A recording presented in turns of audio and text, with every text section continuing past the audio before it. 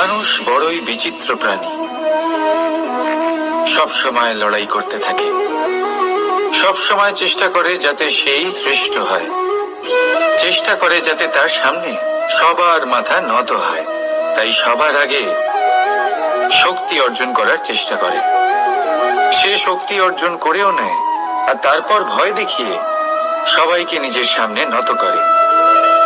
কিন্তু একটা গুরুত্বপূর্ণ কথা ভুলে যায়, বুঝতেই পারে না। দেখুন, আমি আপনাকে একটা উদাহরণ দিই। আপনি নিশ্চয়ই বৃক্ষ এবং তার ডালপালা দেখেছেন, যা ফলের ভারে নিচু হয়ে যায়। ফল পড়ে গেলে আবার সে উঠে যায়, তারপর আরো একটা ফল হয়, সেটাও পড়ে গেলে আবার উঠে যায়। সর্বদা নত থাকে না। কখনো হাঁটতে গিয়ে আপনি নিশ্চয়ই দেখে থাকবেন যে আপনার পা কোনো ফুলের উপরে পড়লে তা নত হয়ে যায়, কিন্তু যেই আপনি পা সরাবেন সেই ফুল আবার উঠে দাঁড়ায়। একটা অত্যন্ত গুরুত্বপূর্ণ কথা মনে রাখবেন, যে শির ভয়ভীত হয়ে আপনার সামনে নত হয়, সেই শিরই বিরোধিতা করতে সবার আগে দাঁড়াবে। আপনি জিতে নিন, সবাইকে জিতে নিন, কিন্তু ক্ষমতার দ্বারা নয়। তাদের জিতুন প্রেমের সাহায্যে।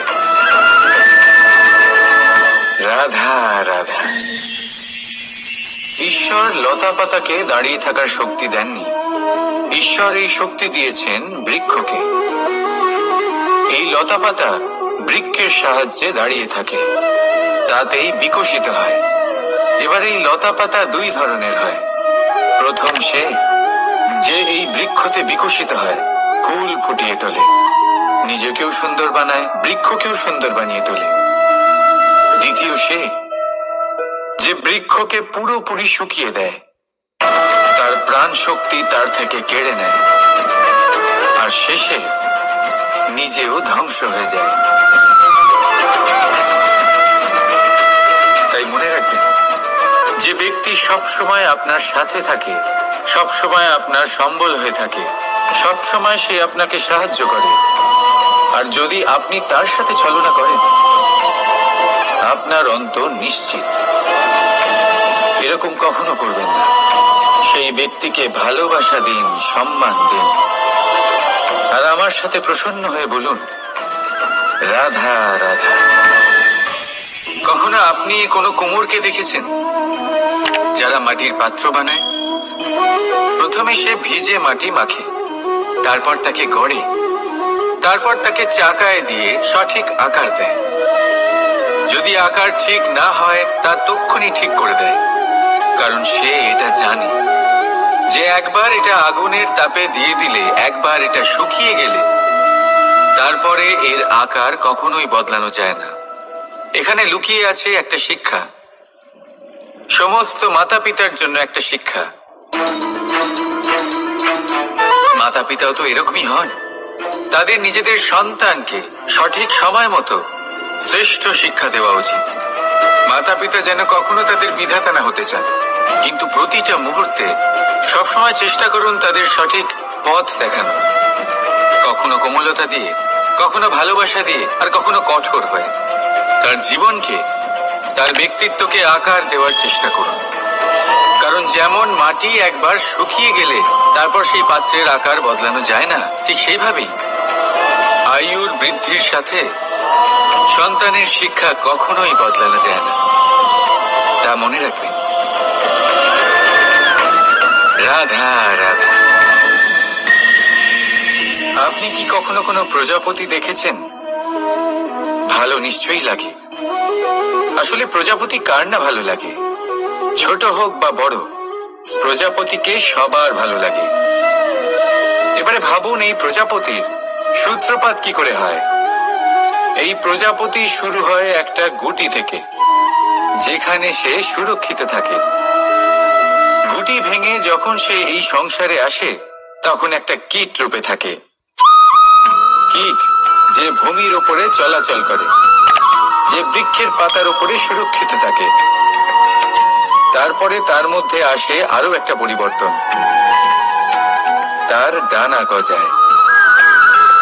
তখনই সে প্রজাপতি হয়। তখন সে খোলা আকাশে উড়ে বেড়াতে পারে। সুন্দর সুন্দর পুষ্প থেকে সে মধু পান করে। কখনো ভেবেছেন যে প্রজাপতি ছাড়া আর কেউ এটা পারে না কেন? কারণ সে সেই গুটি থেকে বেরোতে পারে।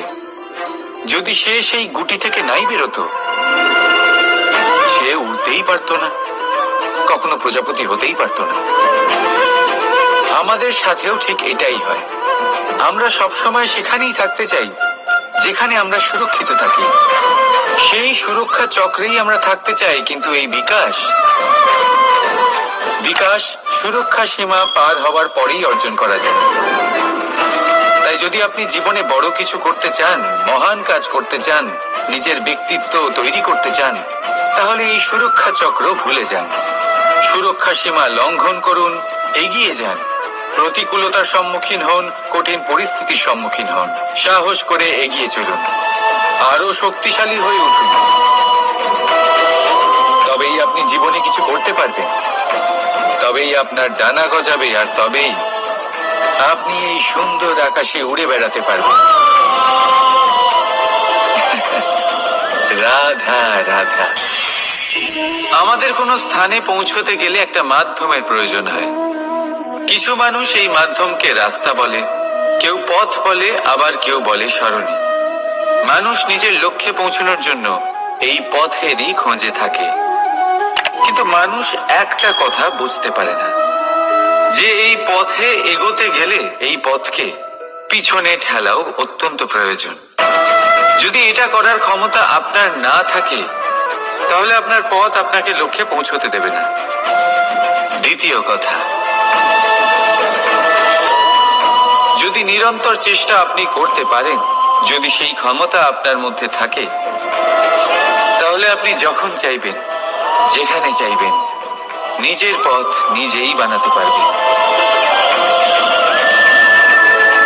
রাধা রাধা। আমাদের সব থেকে ভালো লাগে বিজয়, সব থেকে অপ্রিয় হলো পরাজয়। কিন্তু আপনাকে একটা কথা বলে দিই, হার নামক কোনো পরিণাম হয়ই না। যাই পরীক্ষা থাকুক না কেন, হয় সেটা জয়তে পরিবর্তিত হয়, নয় সেটা আমাদের কোনো শিক্ষা দিয়ে যায়। তাই কোনো কিছু নতুন শুরু করার আগে কখনো সংকোচ করবেন না।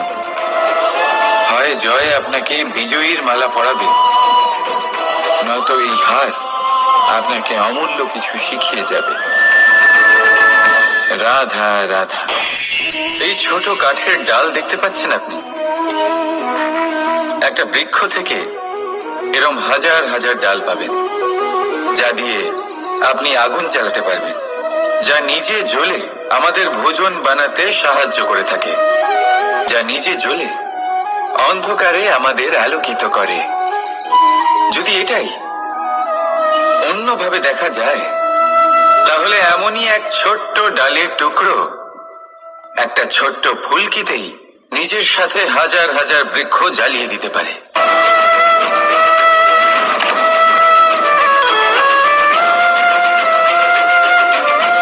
পার্থক্য কোথায়? পার্থক্য হলো শুধু দৃষ্টিভঙ্গিতে, মানসিকতায়। যদি এই মন শীতল রাখেন, শান্ত রাখেন, তাহলে অসংখ্য মানুষের জীবন আলোকিত করবেন। যদি ক্রোধ আর অহংকারের আগুনে জ্বলতে থাকেন, তাহলে শুধুমাত্র বিনাশ করবেন। সিদ্ধান্ত আপনার। রাধা রাধা। আজ বিজয়া দশমী, সেই দিন যবে শ্রীরাম রাবণকে বধ করেছিলেন। এ হলো সেই দিন যেদিন শ্রীরাম লঙ্কা জয় করেছিলেন। লোকে বলে এটা খারাপের বিরুদ্ধে ভালোর জয়ের প্রতীক। এটাকে দেখার আরো একটা দিক আছে। আগে হ্যাঁ, এটা ভালোবাসার জয়ের প্রতীক, এটা পরিবারের জয়ের প্রতীক। আপনি তো নিশ্চয়ই জানেন যে রাবণ মহা জ্ঞানী ছিল, মহা শক্তিশালী ছিল, মহাদেবের পরম ভক্ত ছিল রাবণ। এবার যে ব্যক্তি কৈলাস পর্বত তুলতে পারত, সেই ব্যক্তি নিজে এক কাটা বৃক্ষের মতো শ্রী রামের চরণে পড়েছিল। কেন? কারণ রামের সাথে লক্ষণ ছিল। কিন্তু ওদিকে রাবণের সাথে বিভীষণ ছিল না। একদিকে এক পরিবারের মধ্যে ভালোবাসা ছিল, কিন্তু অপরদিকে আর এক পরিবারের মধ্যে দূরত্ব বাড়ছিল। তাই মনে রাখবেন, যদি সংসারের ওপরে বিজয় লাভ করতে হয় তাহলে সর্বপ্রথম পরিবারের মধ্যে ভালোবাসা বজায় রাখতে হবে। পরিবারের মধ্যে ভালোবাসা বাড়ান, দূরত্ব নয়। আপনি সব সময় সুখী থাকবেন আর জীবনের সমস্ত বাধা আপনি অতিক্রম করবেন। রাধা রাধা। আপনি কি কখনো শুনেছেন হরিণ সিংহের থেকে পালানোর বদলে তার সাথে লড়াই করেছে? হরিণ সিংহকে আক্রমণ করেছে, কখনো শুনেছেন? কখনো না। কিন্তু এরকম হতেই পারে, এরকম হয়েই থাকে। আর এটা তখনই হয় যখন হরিণের শাবক বিপদে পড়ে। যখন তার সিংহের কবলে পড়ার ভয় থাকে, তখন হরিণীও এসে সিংহের সাথে লড়াই করতে থাকে। কারণ সে একজন মা, আর মা তার সন্তানের জন্য সবকিছু করতে পারে। এ হলো মায়ের স্নেহ, যেটা যত নরম হতে পারে ঠিক ততটাই কঠোরও হতে পারে। আর তার সন্তানের মঙ্গলের জন্য সে ক্রোধের সমস্ত সীমা পার করে তার সন্তানকে রক্ষা করেই ছাড়বে। আর সেই জন্যই তো মাকে সন্তানের জীবনে সব থেকে বড় ঢাল বলা হয়। এই মাকে আমার শত কোটি প্রণাম। রাধা রাধা। কামবোধ, এটাই আপনার অন্তরের প্রথম শত্রু। বেশিরভাগ মানুষই কামবোধ বলতে লালসা বোঝেন, কিন্তু এটা সম্পূর্ণ সত্য নয়। কামের আসল অর্থ হলো কামনা। এটা খুবই সহজ ব্যাপার। মনুষ্য শরীর থাকলে, মানুষের মন থাকলে এই কামনা অবশ্যই থাকবে। এবার এটাই দেখতে হবে যে এই কামনা নেতিবাচক কামনা নাকি ইতিবাচক কামনা। অন্য কারোর জিনিসে নজর দেওয়া, অন্য কোনো মানুষের উপর নজর দেওয়া, কোনো অনুচিত বস্তুর দিকে নজর দেওয়া, এই নেতিবাচক কামনা। আর এই দুষ্কামনা মানুষকে দিয়ে অপকর্ম করাবেই করাবে। তাই মনে রাখবেন, যে ব্যক্তি নিজের কামনাকে নিয়ন্ত্রণে রাখতে পারেন তিনি সঠিক পথেও থাকেন, সঠিক লক্ষ্যে পৌঁছতেও পারেন। যিনি কামনা নিয়ন্ত্রণে রাখতে পারেন না তিনি তার পথও হারিয়ে ফেলেন এবং লক্ষ্যচ্যুতও হন। তাই মনে রাখবেন, নিজের কামনাগুলিকে নিয়ন্ত্রণে রাখুন। কাম নামক এই শত্রুর ওপর বিজয় লাভ করুন। আর আমার সাথে ভালোবেসে বলুন, রাধা রাধা। হাস্য, হাসি জীবনে অত্যন্ত মূল্যবান হয়। কথায় আছে যে হাসি এবং হাস্য আমাদের জীবনে ওষুধের মতো কাজ করে, আমাদের সুস্থ রাখে, আমাদের জীবনের অনুভূতিগুলিকে আরো সুন্দর করে তোলে। কিন্তু প্রত্যেক ওষুধের মতোই এর সাথেও এটাই হয়।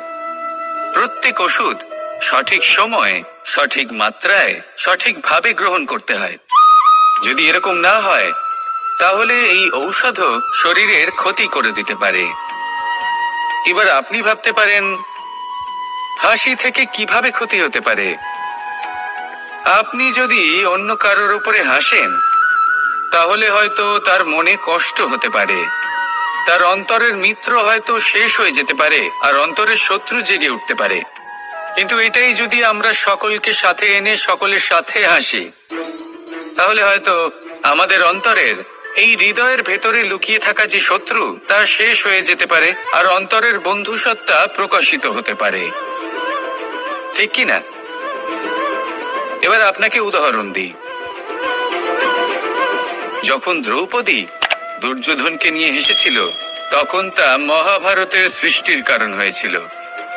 কিন্তু সেইখানেই যখন পার্থ আর মাধব একসাথে বসে মৃদুমন্দ হাসতেন তখন ধর্ম স্থাপন করা হয়েছিল। তা আপনি কি চান? কাউকে নিয়ে হেসে তাকে আঘাত করতে চান, নাকি সকলকে একসাথে এনে তাদের হাসিয়ে তুলে ধনাত্মক প্রভাব ফেলতে চান? সিদ্ধান্ত আপনার। আসুন আর আমার সাথে ভালোবেসে বলুন, রাধা রাধা।